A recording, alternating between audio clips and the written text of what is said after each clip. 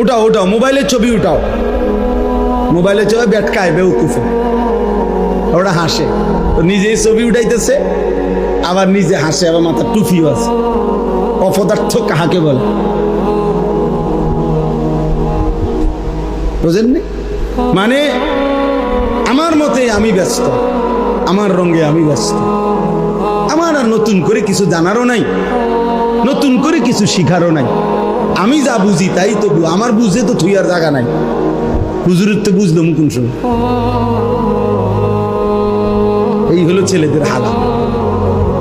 তো প্রায় এই জন্য বলি আমি যে মানে প্রত্যেক বড় মোবাইলওয়ালা যার হাতে একটা মোবাইল আছে বড়, এই মোবাইলের এইতেই একজন সাংবাদিক, এইতেই একজন বুদ্ধিজীবী।